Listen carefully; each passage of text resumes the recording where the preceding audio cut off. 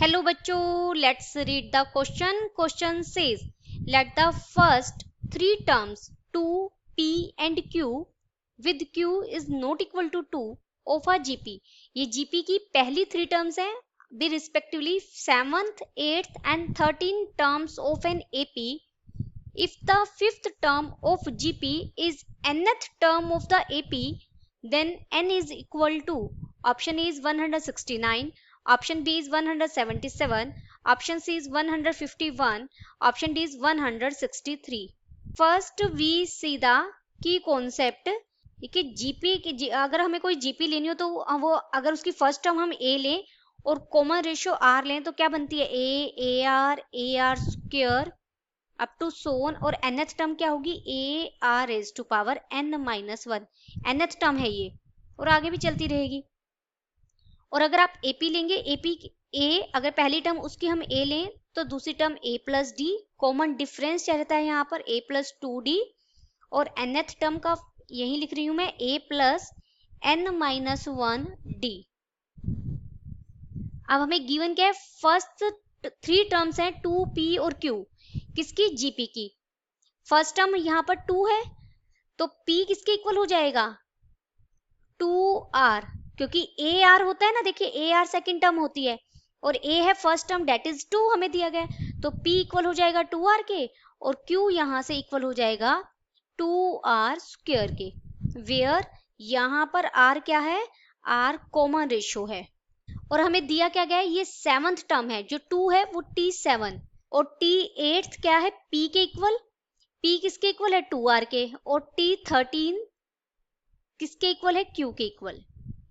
t7 का मतलब क्या है a प्लस 6d, हमें कह सकते हैं उसे, दिस इज इक्वल टू 2, और यहां पर ये बन जाएगा a plus 7d is equal to p की जगह मैंने 2r लिख लिया, और यहाँ a plus 12d is equal to q की जगह हमने लिख दिया 2r स्क्वायर. अब देखिए ये 6th टर्म है, ये 7th टर्म है. ओके, तो d क्या होता है डिफरेंस. अगर a प्लस 7d में से a प्लस 6d में सब्ट्रैक्ट कर दूं तो d कॉमन डिफरेंस मुझे मिल जाएगा 2r माइनस 2 कॉमन ले लेंगे तो यहाँ से r माइनस 1. ये मुझे ap जो सीक्वेंस है उसका कॉमन डिफरेंस मिल गया, क्योंकि दो टर्म्स कंजुगेटिव दी गई थी, t7 और t8 दी गई है, दोनों का सब्ट्रैक्शन ही कॉमन डिफरेंस बनेगा, तो d हमने यहाँ से फाइंड आउट किया. अब हमें नेक्स्ट हम यूज करते हैं 2r स्क्वायर किसके इक्वल दिया गया है, हमें दिया गया है 2r स्क्वायर इक्वल है a प्लस 12d को मैंने लिखा 6d प्लस 6d, क्योंकि a प्लस 6d की वैल्यू डायरेक्ट मेरे पास है 2, इसीलिए हमने q जो हमारा 2r स्क्वायर था उसे लिखा, इसे मैंने लिख दिया 2 प्लस 6 और d की जगह हमने रखा 2 टाइम्स ऑफ r माइनस 1. तो यहां से 2r स्क्वायर इक्वल हो गया 12r माइनस 10 के, और यहां से r square minus 6r plus 5 is equal to 0 के इक्वल हो गया.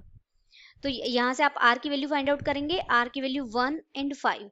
लेकिन अगर कॉमन रेशियो 1 हो जाएगा तो बच्चे सीक्वेंस जो आपकी बनेगी वो बिल्कुल सेम बन जाएगी, जबकि हमें दिया गया है q की वैल्यू 2 नहीं है, इसलिए हम r इज इक्वल टू 1 को क्या कर देंगे reject, as q is not equal to 2. आपको दिया गया है q 2 के इक्वल नहीं है, तो r की मुझे फाइनली क्या वैल्यू मिल गई, r इज इक्वल टू 5 हमें फाइनली मिल गया.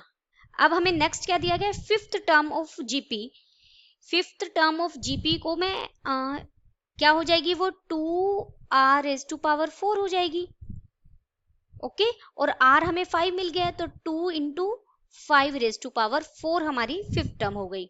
r हमें मिल गया है तो देयरफॉर आप d डिफरेंस की बात कर सकते हैं. डिफरेंस देखिए 2 टाइम्स ऑफ r माइनस 1 था, तो यहां से d आ गया 2 times of 5 minus 1 that is 8.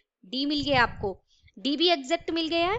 अब हमें a हम कैसे फाइंड आउट करेंगे, जहां पर d आपको यहाँ पता है, आप d a की वैल्यू निकाल लेंगे, देयरफॉर a हो जाएगा 2 माइनस 6, d कितना है 8, तो ए की वैल्यू मिल गई -46।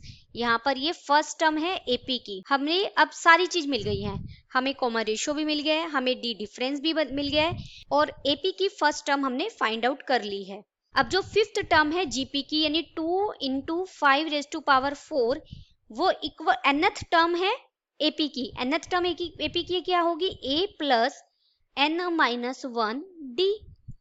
तो 2 × 5⁴ इक्वल होगा, देखिए a मिला है -46 प्लस n-1 d कितना मिला है, 8 मिला है।